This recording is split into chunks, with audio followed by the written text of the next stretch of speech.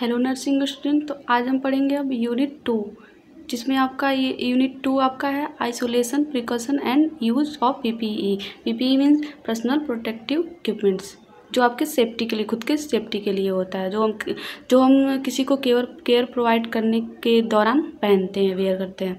इसका इंट्रोडक्शन देख लेते हैं। Standard precaution and isolation procedure when used in combination help to fight against health care associated transmission of infection agent. Means जैसे पिछले unit में हम लोग पढ़े थे हॉस्पिटल एक्वायर्ड इन्फेक्शन, तो उससे बचने के लिए हम पीपीई किट का यूज़ करते हैं। ये है वहाँ पे, जैसे हॉस्पिटल वगैरह जाते हैं तो हमें ग्लव्स, मास्क वगैरह ये सब कुछ पहनना पड़ता है, तो वो है पीपीई किट आपका। Standard precaution include all hygiene precaution use for producing risk of transmission. Means ये जो होता है ये आपको प्रिकॉशन प्रोवाइड करता है, ये आपको प्रिकॉशन प्रोवाइड करता है रिस्क ऑफ ट्रांसमिशन, मतलब आपका कोई भी इन्फेक्शन है जो वो स्प्रेड ना हो, उसमें आपको ये सेफ्टी प्रोवाइड करता है। इसका टाइप देखते हैं। Type of isolation system. Infected patient are keeped into hospital for treatment which lead to, यहाँ जितना जो ब्लैंक है यहाँ पे इन्फेक्शन होता है। Infection of patient in hospital means जो पेशेंट हॉस्पिटल में आपके जो एडमिट है उससे आपको कोई इन्फेक्शन आपके अंदर या फिर आपके अंदर से कोई इन्फेक्शन उसके अंदर ना जाए, उससे बचने के लिए हम इसका पीपीई किट का यूज़ करते हैं। To prevent the spread of infection transmitted pathogen many isolation precaution have been recommended. Means आपको ये प्रिवेंट करता है स्प्रेड ऑफ इन्फेक्शन से ट्रांसमिशन पैथोजन, मीन्स जो आपको बैक्टीरिया वगैरह, वायरस वगैरह आ जाता है, ये आपको प्रिकॉशन को प्रोवाइड करता है। मतलब ये सबका मीनिंग एक ही है। अब before year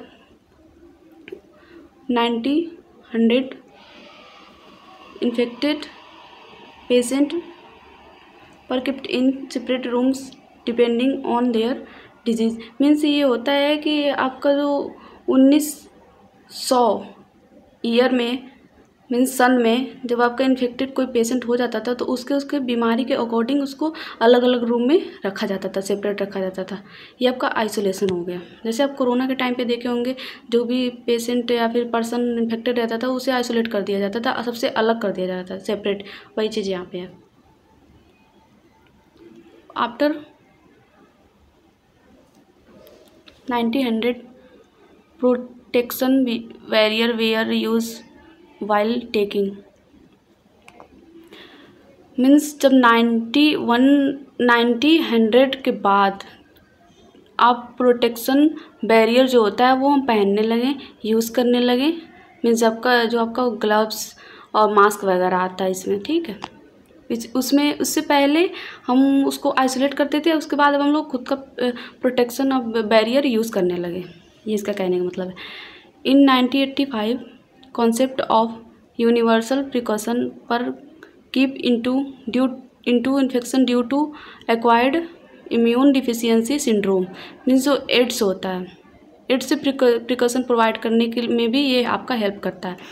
further in 1987 the idea of underline body substance isolate BSI was used according to BSI fluid coming to patient must be handled with gloves। Means ये है कि अगर आप कोई मीन्स किसी पेशेंट को केयर प्रोवाइड कर रहे हैं, अगर कोई भी यहाँ पे लिखा हुआ ना फ्लूइड वगैरह जो आपका इन्फेक्टेड है वो आपको कैसे आप उसको हैंडल कर सकते हैं, आप ग्लव्स पहन के, ताकि वो आपको स्किन से टच ना हो। ये है उसका 7 रिकमेंडेड आइसोलेशन कैटेगरीज। पहला आपका strict isolation, respiratory isolation, protective isolation, enteric precaution, wound and skin precaution, discharge precaution, blood precaution. ये आपका 7 रिकमेंडेड आइसोलेशन कैटेगरीज है। Standard precaution for prevention of transmission. Basic hygienic precaution that are recommended for all patient. Means आपका जो basic hygiene precaution है ये every patient के लिए, मतलब ऑल टाइप पेशेंट के लिए ये आपका जो है रिकमेंडेड है। encounters are called as standard precaution और रूटीन प्रिकॉशन, जिसको आप standard precaution and routine precaution कहते हैं, जो आप कॉमनली यूज़ करते हैं। ग्लव्स, मास्क, हेयर कवर वगैरह, ये सब आपका इसमें आ जाएगा। स्टैंडर्ड प्रिकॉशन यूज़ कैसे करते हैं? Disinfection of hand with the help of sanitiser, alcohol based hand wash, soap और वाटर। मतलब आप पहले हैंड को डिसइंफेक्ट करेंगे, जैसे किसके हेल्प से? Sanitiser, alcohol and hand wash, soap and water से। Use of disposable glove if needed, ज़रूरी है तब डिस्पोजेबल ग्लव भी यूज़ करेंगे। यूज़ ऑफ एप्रन और गाउन ड्यूरिंग पेशेंट कंटेक्ट, जब आप पेशेंट के कंटेक्ट में जाएंगे तब गाउन और एप्रन का यूज़ करेंगे। Appropriate handle of equipments before and after use, means आप जो इक्विपमेंट्स है उसको आप अप्रोप्रिएट करेंगे आप यूज़ के, मीन्स आपको स्टराइल करेंगे। रेगुलर क्लीनिंग एंड सैनिटेशन, मतलब डेली आपको क्लीन करना है और सैनिटाइजेशन करना है। There should be suitable space between two beds, आपको मतलब हॉस्पिटल में जो बेड है उसको सेपरेट रखना है, मतलब उसको उसके बीच में स्पेस छोड़ना है, ये नहीं कि चिपका के रख दिए हो। Appropriate no number of sinks should be present in hospital, at least 1 sink per 6 patient, 6 patient पे आपको 1 सिंक तो होना चाहिए, ये नहीं कि एक ही सिंक को पूरा हॉस्पिटल यूज़ कर रहा है। Gowning area should be present, तो गाउनिंग एरिया है वहाँ पर वो आपको वहाँ पर होना ही चाहिए। अब देखते हैं इसका है 5W जिसको बोलते हैं, इससे आप याद कर सकते हैं। मतलब पहला आपका हो गया what, who, where, when, why. What means kind of infection and disease, मतलब क्या इन्फेक्शन और क्या डिजीज़ है। हु किसको हुआ है? Infected person. वेयर प्लेस कहाँ पे हुआ है। व्हेन टाइम कब हुआ है। वाई और हाउ कॉज रिस्क, मतलब उसका रिस्क फैक्टर क्या है, transmission of. CDC guideline for the infection control, guideline for disinfection and sterilisation in health care facility, जो गाइडलाइंस होते हैं हेल्थ केयर फैसिलिटीज़ के। ऑक्यूपेशनल हेल्थ एंड एक्सपोजर, इसके अंदर आ जाएगा आपका inform each worker about the possible health effect of his and her exposure to infectious agent. Mean आपको इन्फॉर्म करना है एवरी वर्कर्स को कि आप कैसे उसको अपने हेल्थ को आप मतलब प्रिवेंट कर सकते हैं इन्फेक्शन से खुद को। Educate health care worker in proper selection and use of the PPE, means आपको सभी हेल्थ वर्कर्स को एजुकेट करना है कि आप कैसे PPE किट का यूज़ करेंगे।